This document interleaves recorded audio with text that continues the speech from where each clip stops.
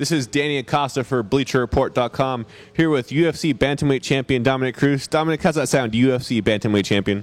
It's pretty awesome. You know, there's not much better you want to hear, right? No, absolutely. And transferring over, you're the last champion of the WC. You're the first champion in the UFC. What does that mean to bridge that gap for you? You know, it's something that I was aware of before the fight took place. It's something I was excited for. And I've done it now, and it's still surreal, you know? Like, I'm just training and trying to improve, and really, I mean, that's it. That's all you can do. Even after you do something like that, that's just the beginning of the things that I want to do, and I'm really just starting my career now that I'm in the UFC.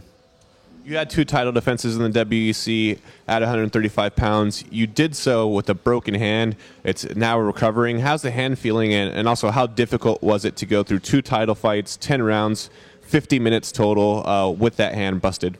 Yeah, you know, that took it took a lot of mental strength to be able to do that, to be honest, because, you know, your mind plays tricks on you when you're injured. You're like, man, I'm fighting these guys, and they're the best in the world, and I need my body to be 100%. But, you know, my coaches, and the people around me, you know, are very help to encourage me into staying mentally strong, and knowing that, you know, this is part of the sport. Injuries is part of the sport. This isn't the first injury I'm going to have before a fight. This isn't the first injury I'm going to have to deal with through my fight career. So it's something that I had to work around, and I was able to do it. And you know, I feel that it's going to make me stronger later on in my career to know that I can handle things like that for sure. Did you have to pump yourself up into that mindset, or was there ever any doubt? There's never doubt. I mean, there's a time where you decide, am I going to take this fight or am I not?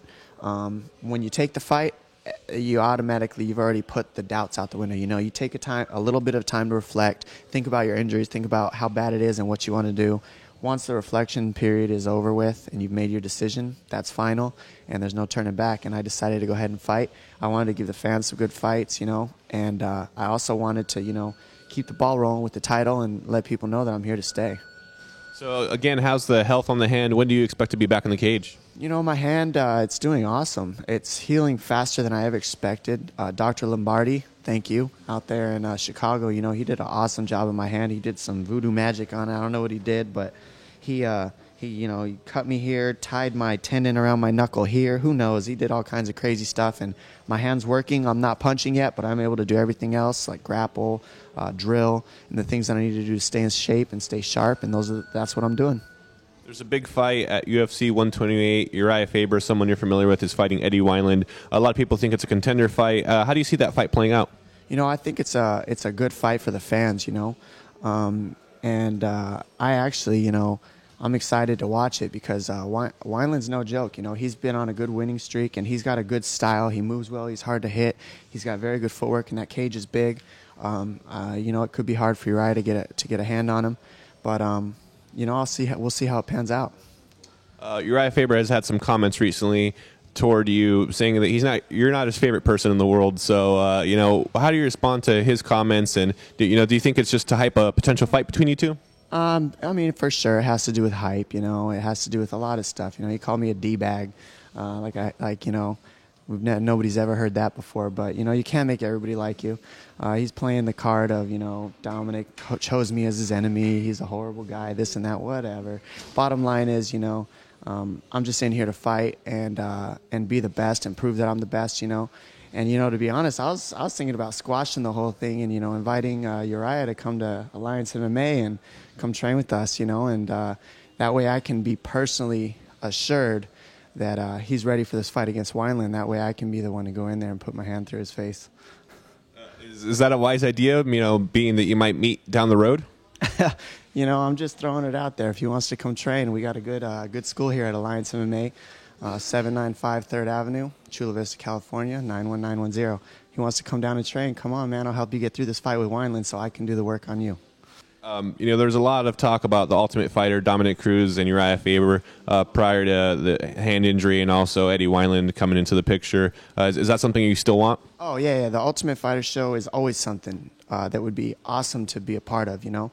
It's been like basically the building blocks of the UFC. You know, after the Ultimate Fighter came out, it exploded. And, you know, I think it'd be huge for all the 135-pounders that are coming to the UFC, the 45-pounders. We're all brand new, you know, and we all need to have the MMA community see us and everybody out there. And I would love to be able to be a representative of the weight class. So it'd be awesome. It'd be a great opportunity if I could get it. Bad Butter Slide, Uriah Faber is the one loss on your ledger. Is that motivating to you to try and get back and erase that doubt in your career? I never had doubt. I thought going into that fight I was going to win it. He beat me fair and square. I think that we've both done a lot in our careers since then, and I think it's a fight that the fans will want to see, that I want to see. I want to go back and get that loss back, and I just want to beat the best in the world. And right now he's on a good winning streak, and he's the man to beat underneath. Just people believe in him, and I want to be the one to smash him. 3-0 in 2010. What can fans expect in 2011 from UFC bantamweight champion Dominick Cruz? I'm hoping to get a couple fights in before the end of the year. My hand's still healing. I don't want to rush it and get in there too quick and re-injure it. So taking my time to get back in there, but I'm hoping to at least get 2 to 3 fights in off this year. Do you feel that this is the stage you've been working for your whole career to finally get to the UFC and get the recognition that maybe wasn't quite there in the WC? I think that definitely there's some recognition that could be built from being in the UFC finally, Like I said, my career really starts now.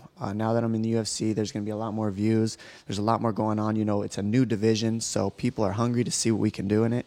And I'm just excited to be a part of it and be part of the building blocks to the 135, 145-pound division coming to the UFC.